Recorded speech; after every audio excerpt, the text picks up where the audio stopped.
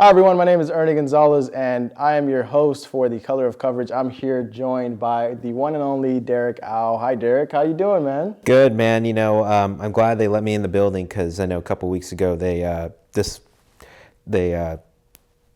got rid of my email, and then they also tried to use my key card actually just to see, got rid of that too. So they discontinued it. But it's great to be back here at my second home. Second home, yeah. Yeah, I mean, you're San Jose State alum, right? Yeah. I mean, well, first of all, how does that feel? Because, I mean, you've been here, it's been a ride. I know it's been a ride for you. But also, I mean, it's kind of hilarious that they think that you had to call me to let you in. Yeah, I got the email, and I'll answer your first question first. It feels weird, calling myself an alumni. I feel like anytime when you leave high school, college, the campus gets smaller and smaller. I think here it just continues to stay the same size, but you get older in a way, so it just feels weird, and all the memories of coming back here, whether it's covering basketball games just right down the couple blocks right there at the event center, and then obviously doing broadcasting, and then just kind of in a way picturing all my teachers, all my professors that were here, and all the classes I took, whether it was downstairs, upstairs, here at DBH. So it's just crazy to be back here, but really appreciate you interviewing me today. Yeah, of course. This is, again, just the first interview of a whole series of, wonderful professionals that will make their way here to San Jose State. Some in person, some over Zoom, but again, we do have, a whole list and a whole agenda. So again, the color of coverage, where we talk about the, underrepresentation of these racial and ethnic minorities in sport today. We'll get to that, in a minute. But again, tell the audience, tell the viewers, the listeners, who is Derrick Ow? Who are you? Your background, your hometown, all that stuff.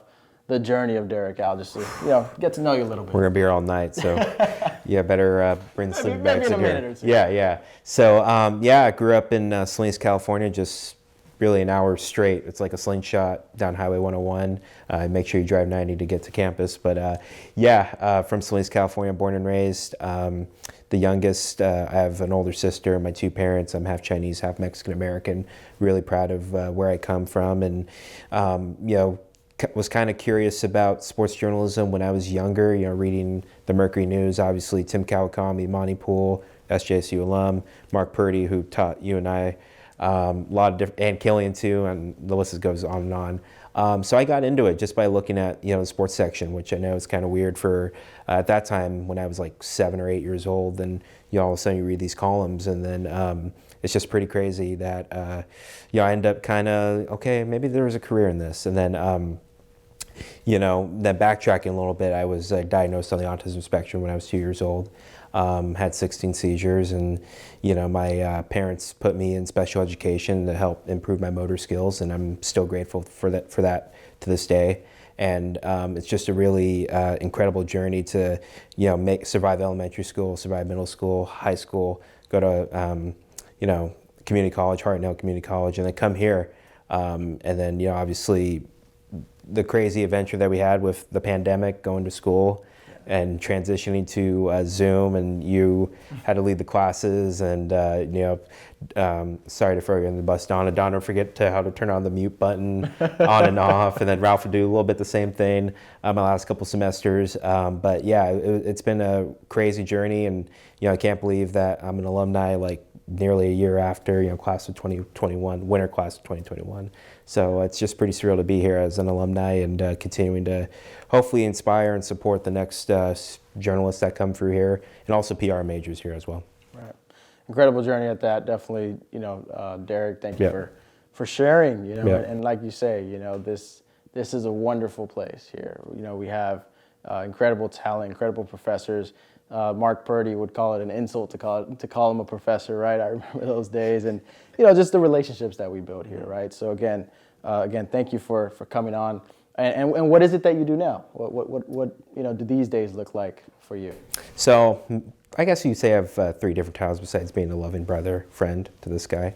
I am the assignment editor for KION News Channel 46. Telemundo 23 and Fox 35. So basically, KION's our local CBS affiliate down in Monterey County, my neck of the woods. I've been there for 9 months already, which is pretty surreal. I remember when I just got the job last summer, and I was I was kind of wide-eyed, still wide-eyed, because I dive into a different field of journalism that, I wasn't really expecting.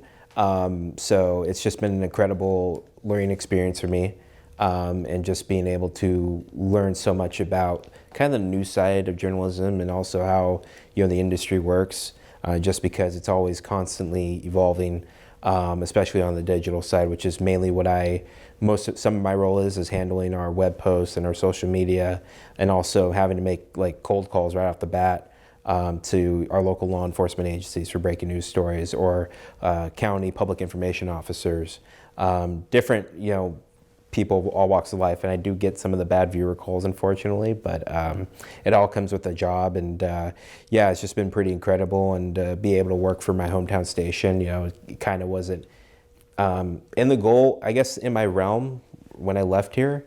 And then all of a sudden it just came to fruition. And, it's just really incredible to be where I'm at today.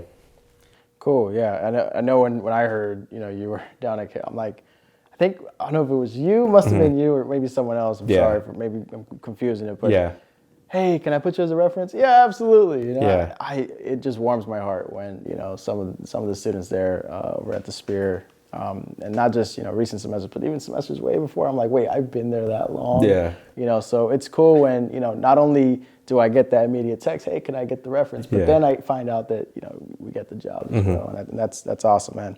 So right now, like you said, you're doing the hard news, real world news, the crime, all that stuff. But your passion still lies with sport, right? Yeah. Oh, and it still lies with sport. Obviously, I'll answer like the first question you asked me. Goal is to be a sports broadcaster. Grew up loving that field. List of names that inspired me: Jim Nantz, Bill King. Used to do the Warriors, A's, and Raiders. Go back, if you don't know who Bill King is, go to NFL Films or just type out his name. All the classic Raider calls. Ken Korak, obviously the late great Vince Scully. From your neck of the woods down in L.A. So that always inspired me to just tell stories in a different way, and for them to be, all of them they're versatile. So they're able to do like 3-4 different sports in the calendar year. So I thought that, that's my ultimate goal, is to get there. And then also I host my own podcast, which is the Chronicles from the Upper Deck, where podcasts are available now. I had to look at 2 cameras right there.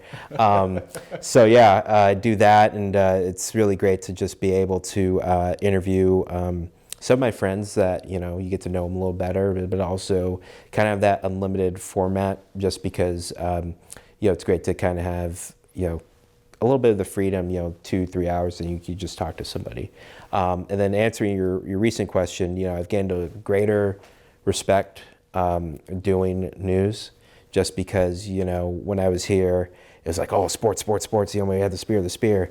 And then now, I've been learning how to produce shows and write, different segments of our, night newscast for 5, 6, 10, and 11 that we do. And I never thought I would be able to do that. And also learning how to utilize the camera a little bit more. And also just basically interviewing people on the street. It's completely 180 to when I was here. You were the editor and I was a student, and we had to set up our interviews via email. Hey, do it weekdays in advance. I'm like, okay, you have time to prepare. Now, and TV, it's really different. It's just like you're available within like a 10 to 3 p.m. because the scripts have to be in by like 4. So it's really different, but I think that style of being able to set up interviews in a way that I was able to learn here, it helped me, and it's helping me now. I think I've learned a lot just doing regular news, just because it's always important to like be the first one. We see what recently the NBA trade deadline, where it's always either Shams or Woj, what A would be. And then with me, I tend to, my goal is to just get the information right. And if we're first, great, we're first, we get the push alerts. And if not, I would just rather get my information correct and make sure I spelled all the, names right, and to get the factual P's and Q's right there. Right? Yeah. The truth. Yeah. One of the fundamentals of journalism, Yeah. right? Yeah. Yeah. So, definitely hear you, man. Great stuff. Let's transition a little bit. Yeah. Let's transition. Maybe get this momentum running a little Sounds bit good. more, right? Yeah. So, question here. Mm-hmm. Can you share with us your experience covering sport that you have, maybe, Spear, Yeah. even, again, while you were, a Spartan here, maybe covering sports over radio, but Yeah. just what's the experience like as a keyword minority? What's the experience like, right? When you don't maybe look or sound Yeah. like, some people in the industry right now. Yeah. I think it's just been, I think, when you interview some of these student athletes, you tend to share some of the same experiences. I remember when I interviewed former starting kicker here, Matt Mercurio. That was one of my first stories that I did. We were from the same hometown, so it made it really easy to make those local references, and it just made it feel a lot more comfortable compared to like interviewing a coach, where it's kind of harder when there's such an age gap. But I think it's just basically trying to treat them as humans first. I think so many times we tend to, you want to write that juicy column and, write, it's all about the stats and stuff, but really they're human beings on the other side of that uniform. And whether they're coaching or whether they're in the administration part of the athletics department here, you just want to treat them as humans. Because nobody's perfect, we're not perfect. But mainly my experience is just treat everybody like you would want to be treated. And just, we can all get better stories out of that my way. But I think mainly for me being a minority journalist, I think it's still challenging in a way, just because in my life, in my family, I didn't have anybody, you know what I mean, that, some of these broadcasters who have sons, tend to like, okay, hey dad, I didn't have that. So in a way I just had to figure it out myself. And it's that old analogy where you just have to take the machete and they're literally chop down most of the grass to make the road bigger. So that's what one of my goals is just to start my own nonprofit foundation and hopefully inspire, whether they want to get into sports media or not, but hopefully inspire a lot of students who come from minority backgrounds to go to colleges and to do different things. That way they can get more of a head start than I did. So, great. Yeah. How do you feel your unique perspective as a minority, maybe changes or affects the way you cover sport? Ooh, that's a good one. Like I said, I think it has to go back to the experiences that you share. And obviously we're in an era where, we're seeing a lot of, I remember like the semester, I think that we switched to COVID during the pandemic, where the whole George Floyd incident happened, and we were all able to share our experiences differently. And I think the great part about this university is that we all come from different backgrounds. We all have different experiences. So I think if you're able to just listen to people. I think that's something that we don't generally do enough.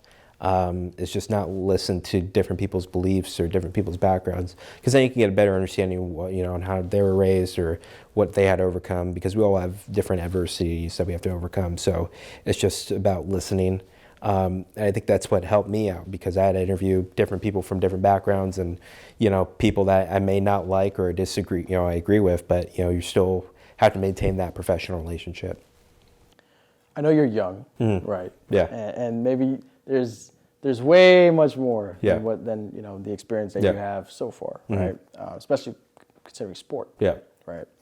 But any obstacles yet? Any challenges yet that you've encountered as a minority? Maybe just in the newsroom or out on the field that you've run into. I would say like personally, not that much. I would just say like an experience of mine is just playing I played junior golf. So I think having to play like at country clubs and, you kind of get those glances from, members that just like, what are you doing here? You know what I mean? And it's not anything racial or anything like that, but, I think they still think, we kind of don't belong. And luckily golf's growing, especially since the pandemic. But, I think a lot of it's just trying to make it an equal field and, hopefully, like I said, get more people to just understand each other and hopefully just try to help each other out. I mean, I think that's just been one of our big misconceptions ever since, what's been going on in the world. Is just that we're not listening to each other enough and just like shouting back and forth, But I would say that's kind of the closest, is just trying, to make sure that you're welcome because anybody can do this. You know, it's not just, oh, because you're white or because you're black. You know, you're so stereotyped to this field. I feel like anybody can do this, and you know, I feel like any profession should be welcome to all. That's how I see it. Understanding each other, Yeah. helping each other. Yeah. I like it. Yeah. The current state, though, well, I mean, Yeah. big picture, right? How or what does the current state look like, you know, to you? Yeah. And then how do you feel it can change? I mean, again, the state of the industry, Yeah. right? In terms of diversity and Yeah. inclusion and all that. Yeah, I would say, you know, one of the videos I saw, and I know you're probably gonna ask me, it was Jim Trotter, who I've met via Zoom. Dr. Fletcher, shout out to Dr. Sean Fletcher here in the building. And you know, he asked like the same question about diversity in NFL media, you know, to Roger Goodell at the state of the Super Bowl press conference or whatever. And Roger Goodell kind of, I wouldn't say peed around the bush, but it's just like there's no action. And Jim Trotter said, you know, we have no African American leaders in the NFL media side of the company. And, you know, that kind of just boggled my mind, you know, when like 70 to 85%, 90% of your players are African American. And, you know, on the media side, you don't have one person who's African American or from a different background being in leadership. So I know it's slowly starting to change. I think you're slowly starting to see that throughout different media companies, whether you cover sports, news, law, politics. And I know you're starting to see a lot more you know, leadership, especially with females too. You're starting to see a lot more female news directors, female CEOs, which, you know, that should have happened a long time ago, and I'm glad it's happening, and hopefully it continues to happen. So I think there needs to be more, you know, leadership in terms of just more Mexican American, you know, CEOs, or more Asian American CEOs, or even me, you know, being Chinese Mexican American. I hope there's more leadership with newsrooms, because I feel like you'd better understand, you know, who not only your market or your audience is, but also who your colleagues are. Just because I just feel like there's so much, I wouldn't say misinterpretation, if you will, but just like so much miscommunication because they're not understanding different sides of the situation. And you learn from your coworkers, right? Yeah. And it's just all the background, Yeah. all the, you know, all the stories that are told in the newsrooms, Yeah. right? I mean, there's just so much that happens. But again, we all have one thing in common, and that's that we're journalists. We're out there telling the truth, right? But it shouldn't matter, right?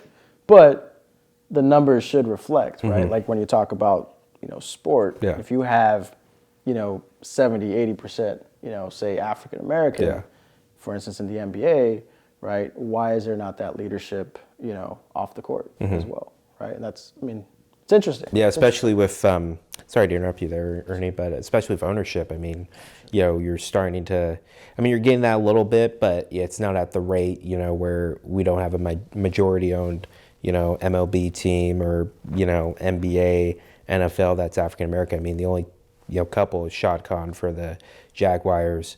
And then, you know, you have the Ford family for the Detroit Lions, and then also the Hallis. So, you know, it's just like, you know, there's two women and then there's one Indian American. So there's like not, there should be more. And hopefully we get to that point where, you know, it doesn't have to be a storyline where it could just reflect America. When you talk about, I mean, when we talk about barriers or obstacles or challenges, what do you think are some of those barriers for a minority? You know, say, I mean, you fresh out of college, right? Still don't have the sports gig yet. You will. But what are some of these barriers that these minorities are faced with? I think it goes kind of like similar educational barriers, depending on how the student grew up.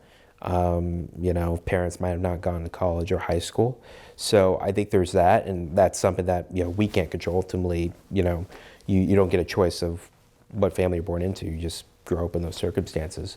I would say that's one. I think two is just access. I think just not a lot of high schools and college, or I would say high schools, they don't offer, you know, journalism programs besides yearbook and stuff like that.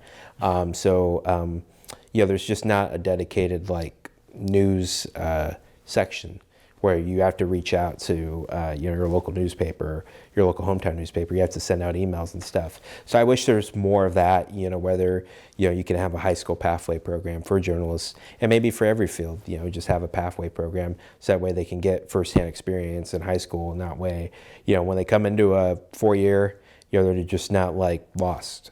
Because I felt like that the first couple of months when I was in undergrad here. It's just like, okay, now I finally can do what I'm doing, but I'm like so far behind compared to my other colleagues who had dedicated journalism programs, community colleges, who had like news programs in community colleges or at their high schools. So I think there just needs to be more conversation amongst that in the educational field.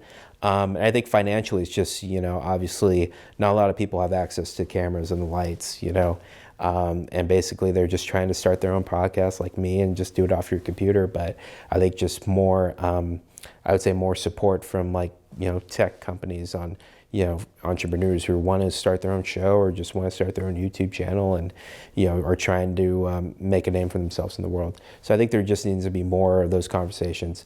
And at least from my experience, I think it's just more of an educational barrier that, you could say that for every field as well, but also financial as well.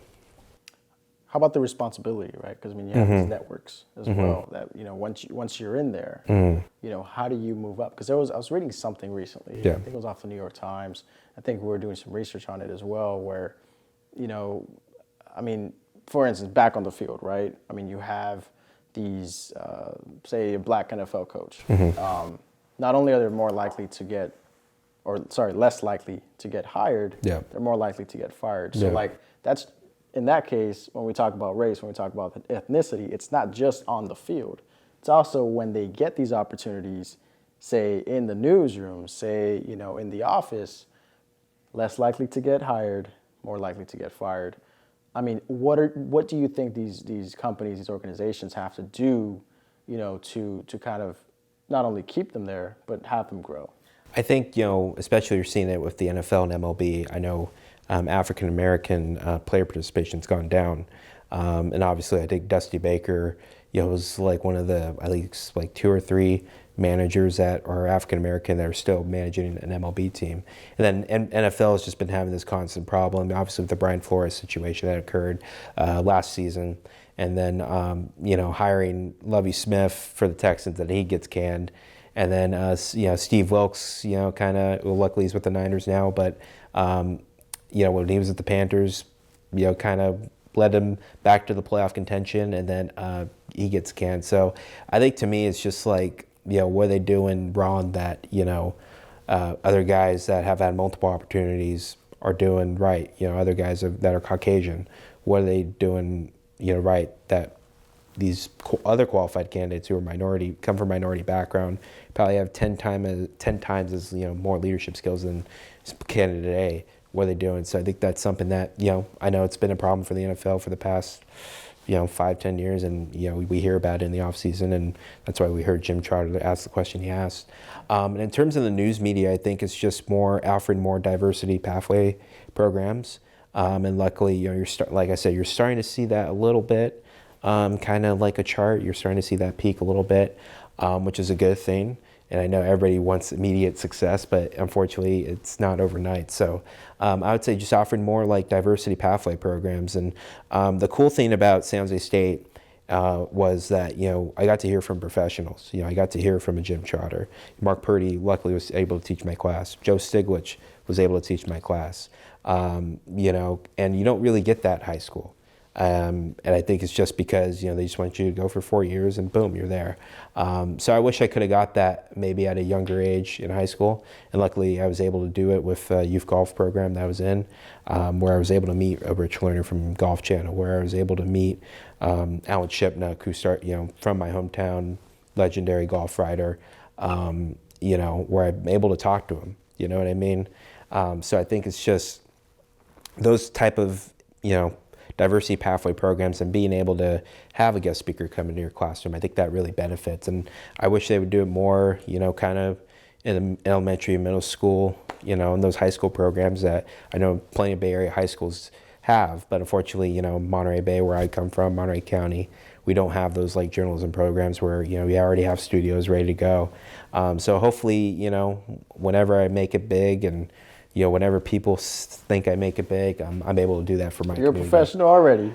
I try, yeah, I think I am, but I try to. Yeah. Yeah. Remind yourself of that Yeah. every once in a while. Yeah. All right, this has been great. How about maybe the common question, right? Because you're a professional, Right.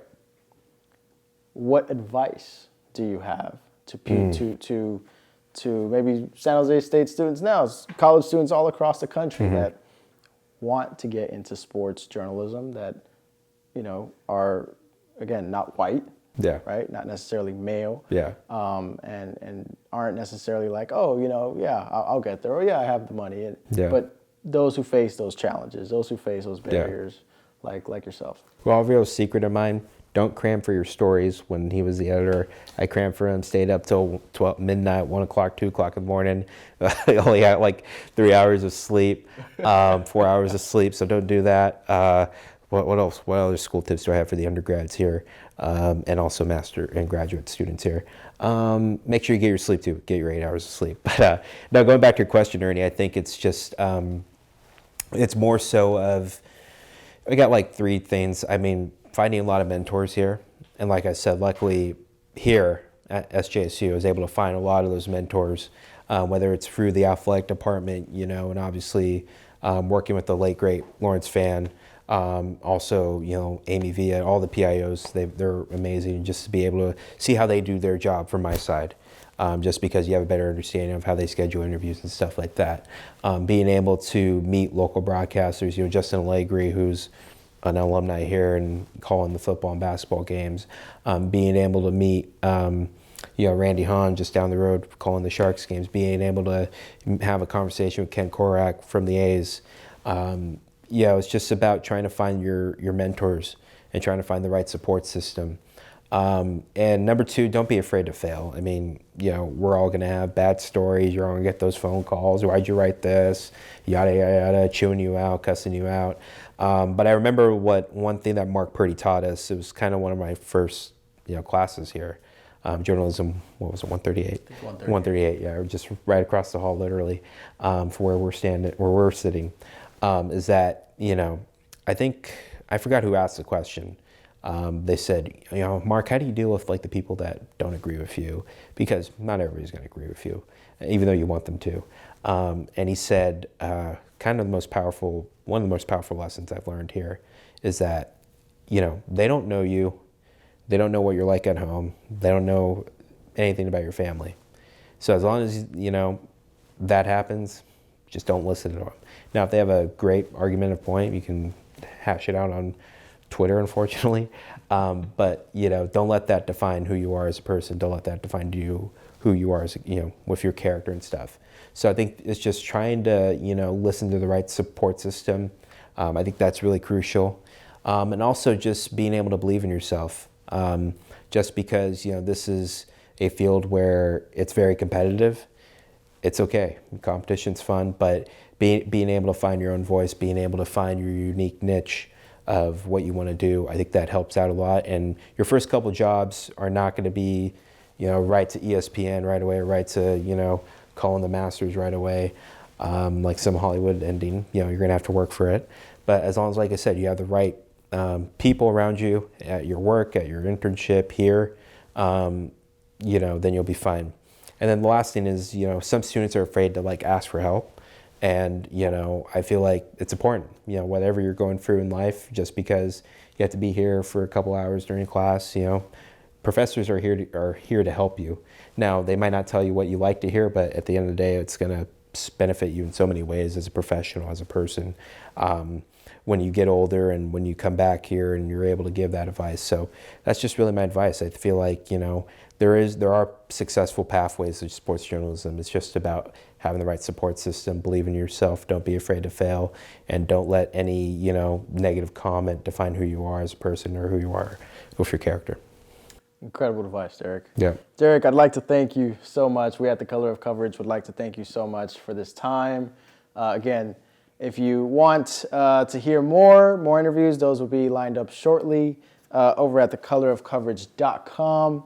And again, this is just one of many interviews, right? That we're not necessarily with you, but we at The Color of Coverage will be interviewing more folks, more professionals. But Derrick, this has been amazing. This has been incredible. Thank you so much for your time, for your words, your advice. I'm sure our audience appreciates it. Thank you so much. Thank you, Ernie. And Always good always catching up. Spartan up. And like I said, it's just great to be back here and great to give back. And, hopefully, this helps out whoever needs that advice, whoever needs that fire in their engine, as I would say, whoever just feels down. Because certainly had my moments of depression, my moments of anxiety, but there's always sunshine at the end of the rainbow and through those clouds, and you'll be able to find your passion. That's right. Yeah. All right. Thanks, buddy. Thanks, man. Yeah.